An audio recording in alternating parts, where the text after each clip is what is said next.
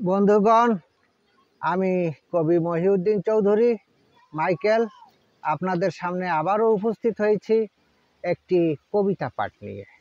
আমার আজকের কবিতার নাম পাপাত্তা। আমি এই কবিতাটি লিখেছিলাম 21/7/2019 খ্রিস্টাব্দে। পাঠ করছি।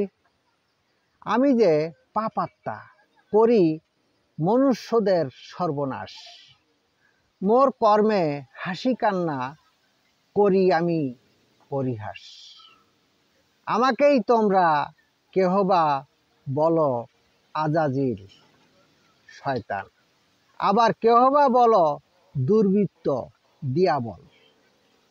অনেকে বলো ভূত প্রেত পিশাচ দৈত্য দানব, লুচিবর অসুর প্রেতাত্মা জিন আরও কত সব, সাপ সর্প রাক্ষস খক্কস খবিস দুষ্টা পেতনি। আবার কেউ বা বলো বদ কলঙ্কিনী শঙ্কিনী।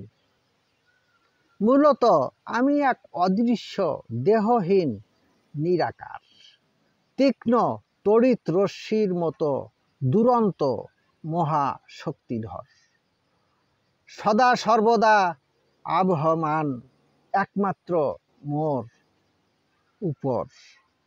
সে যে মহান স্রষ্টা মহাজগতেরই ঈশ্বর। জগতে মানুষের পাপাত্তা আমার বসত ঘর। সমসময়ে হৃদয়ে থাকি অগণিত জনের। যে হৃদয় শূন্য, যেখানে নেই পবিত্র আত্মা ঈশ্বর, সেখানে দখল করে আমার পরমাণু রশ্মির। মনুষ্য হৃদয় হলে অন্ধকারাচ্ছন্ন শূন্য ঈশ্বর। ওই হৃদয়ে আমি গড়ি ক্ষণিকের বসতঘর। হৃদয়ে ঈশ্বর থাকিলে পরিচালিত পবিত্র আত্মা। হৃদয়ে মোরে ধারণ করিলে হয় যে পাপাত্তা। আমি মানুষকে দিয়ে করাই বলাৎকার ধর্ষণ, অনাচার অবিচার পাপাচার দুরাচার খুন। মানুষের দিয়ে অন্য থেকে নিয়ে নেই কাড়ি। পরনারী পরদ্রব্য ভূমি মান সম্মান বসত বাড়ি।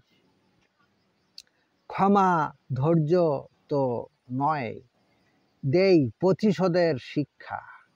ধর্মে ধর্মে দেশে বিদেশে দ্বন্দ্ব যুদ্ধের দীক্ষা। আসে সবে মোর থেকে নিতে শান্তি প্রশান্তি। আমি কৌশলে দেই লেবেল বদলে অশান্তি। আমি জগতে করি সর্বদাই অশান্তি বিরাজ, কিন্তু আমার বেশভূষা আমি শান্তিরাজ। একমাত্র এই মহাবিশ্বে ঈশ্বরই শান্তিরাজ। আমি জগতে করি সর্বদা অশান্তি বিরাজ। আমি এপারের নায়ক ওপারের খলনায়ক। মনুষ্যের পাপাত্তা ক্ষণিকের ধারক বাহক। মনুষ্যের পাপাত্তা ক্ষণিকের ধারক বাহক। আমার এই কবিতাটি যদি আপনাদের ভালো লেগে থাকে, তাহলে দয়া করে আমার এই ইউটিউব চ্যানেলটি সাবস্ক্রাইব করে লাইক কমেন্ট শেয়ার দিয়ে আমার পাশে থাকার অনুরোধ রেখে আমি আজকে আপনাদের থেকে বিদায় চাইছি। সবাইকে শুভেচ্ছা শুভকামনা, অবিরাম অন্তহীন নিরন্তর পথ চলা। ধন্যবাদ।